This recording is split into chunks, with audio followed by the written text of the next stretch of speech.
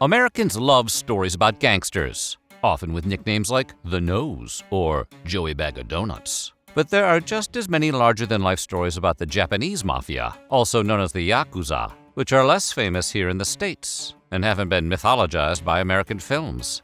So, today we're exploring some of the wildest facts about famous Yakuza bosses. But before we get to all the swords and criminality, be sure to subscribe to the Weird History channel.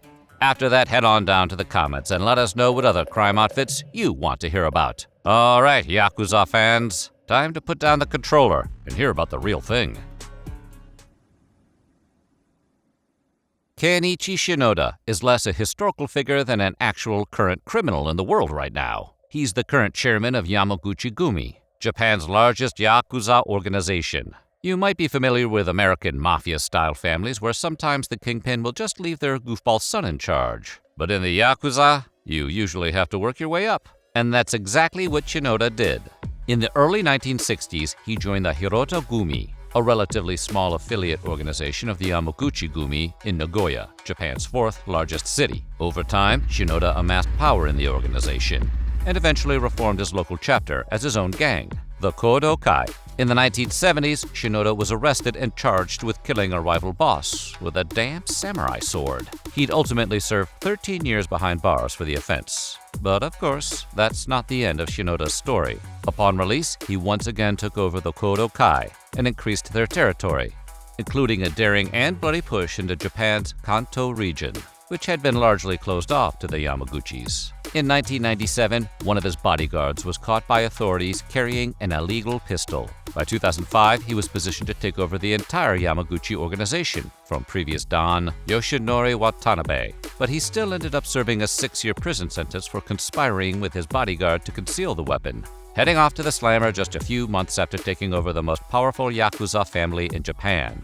He fully took charge of the organization after his release from prison in 2011. The following year, Shinoda was among the foreign criminals against whom President Barack Obama imposed sanctions, along with his second-in-command, Kiyoshi Takayama. The list also includes the infamous Camorra of Italy, the Brother Circle of Russia, and Mexico's Los Zetas cartel. With friends like these, still free today, Shinoda rejects a lot of the traditional trappings of his office, traveling by train instead of chauffeured limousine, and famously stopping at a street vendor for ramen noodles on his way to a lavish Yakuza banquet in his honor. What a mensch.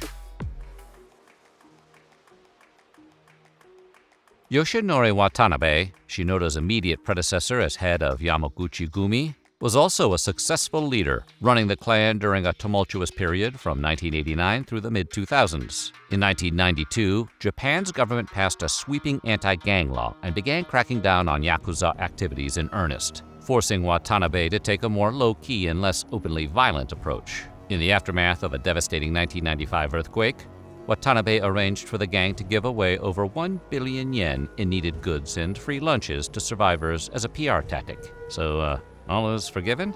Known by the nickname Mr. Gorilla because of his personal appearance, Watanabe was a self-made man who had prospered within the Yakuza organization.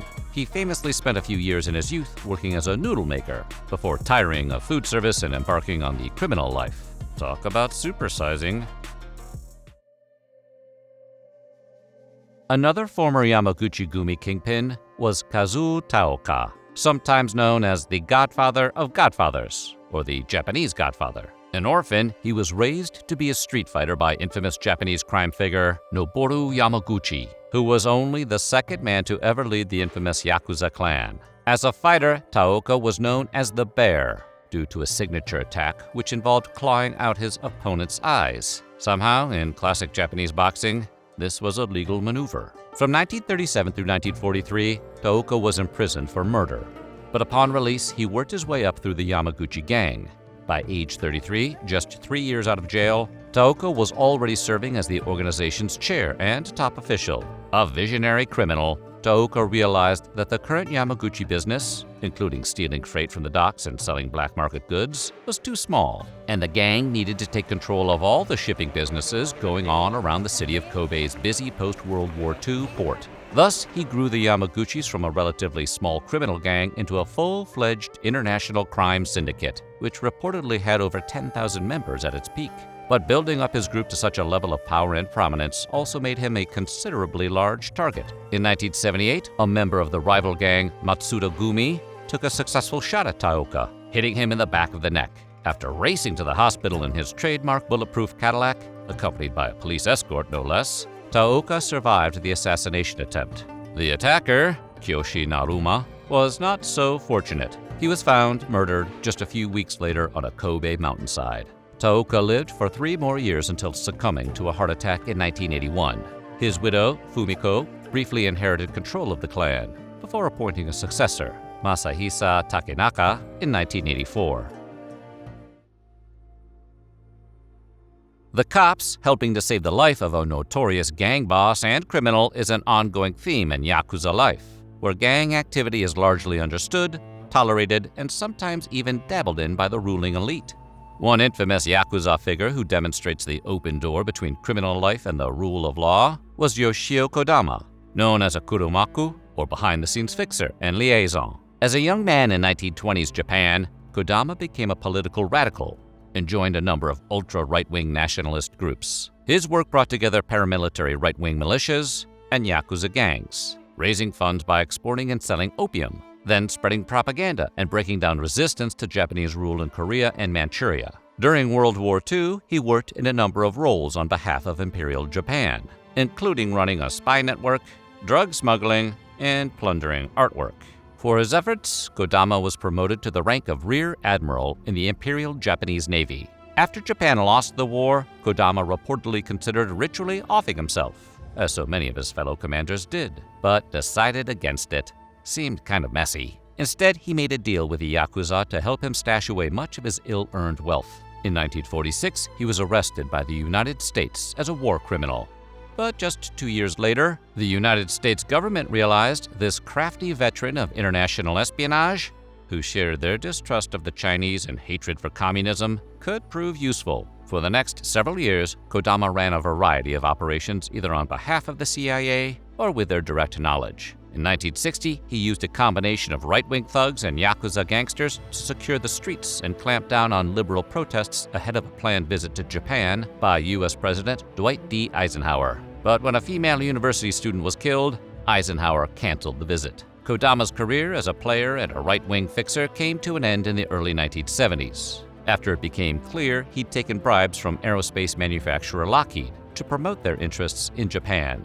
A fellow ultra-nationalist, actor Mitsuyasu Miyano, was so disillusioned by this news, he attempted to smoke Kodama by flying a plane into his mansion. But Miyano's plane hit the wrong room, and Kodama was unharmed. The shadowy but history-making figure didn't check out until 1984, when he suffered a stroke in his sleep. Another Yakuza with important and long-standing government ties was Tadamasa Goto. He was the founder of Fujinomiya-based Goto Gumi, the largest syndicate of Yamaguchi-gumi in all of Japan. At his height, he was considered the most powerful crime boss in Tokyo, and journalist Jake Adelstein dubbed him the John Gotti of Japan. He was also, for several years, an FBI informant. In 2001, Goto secured a special deal with the U.S. government to fly to Los Angeles, jump the transplant line, and receive a new liver at UCLA Medical Center. He even got personalized treatment from world-renowned liver surgeon Dr. Ronald Busuttil back home in Japan. That's right, house calls. It's also believed Goto snapped similar treatment for a few of his top lieutenants. Hey, they drink a lot in the Yakuza. Bad livers are common. In exchange, Goto paid the U.S. $100,000 and agreed to pass inside information about Yakuza activities to the FBI. Though he apparently helped to shine light on the crimes of Susumu Kajiyama, the so-called Emperor of Loan Sharks, U.S. authorities ultimately deemed most of the dirt passed on by Goto to be largely useless. He later retired from crime entirely and became a Buddhist priest, changing his name to Chue and daring anyone to say anything about it. In 2007, Tetsuya Shiroo, a former leader of the Nagasaki-based Yakuza group Suishinkai, was arrested for shooting and killing Nagasaki's mayor, Icho Ito. Shiroo's motive was not some high-level, mafia movie-level vendetta, but the result of a simple feud gone wrong. Apparently, one of Shiroo's cars had been damaged at a public construction site in 2003, and he never felt fairly compensated. A few years later, he was once again angered when a construction company affiliated with his gang was denied a lucrative public contract. After these two personal slights, and suffering from a desperate financial situation of his own, Shiroo began plotting to assassinate the mayor. Maybe fill out a form or talk to your council member first, Shiroo. On April 17, 2007, Shiroo approached Ito outside of his campaign office as he left for the day and shot him twice in the back. Shiroo was quickly arrested by police, telling them that he'd originally planned to kill himself immediately following the crime. As far as the authorities could tell, the killing was not an official Yakuza-sponsored action, but a result of Shiroo's personal grudge and desperate circumstances. His entire gang, the Suishinkai, voluntarily disbanded following the incident. Shiroo was sentenced to life imprisonment in 2009 and passed away in jail in 2020.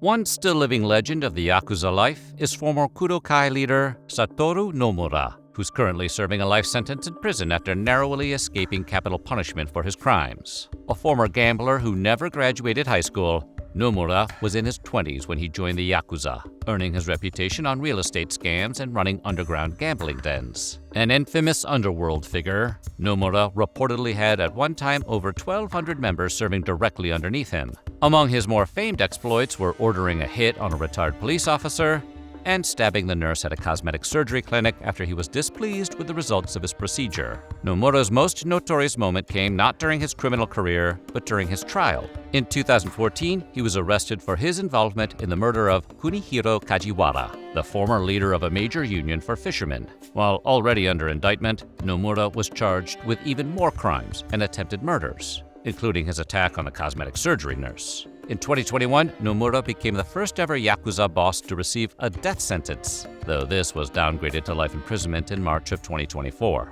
Upon hearing the death sentence, Nomura famously threatened the judge, telling him, "I asked you for a fair judgment, but this is not fair at all. You will regret this for the rest of your life." Considering the sentence was eventually reduced, maybe he made the judge an offer he couldn't refuse. So what do you think? Which of these crime bosses was the most intimidating? Let us know in the comments below, and while you're at it, check out some of these other videos from our weird history.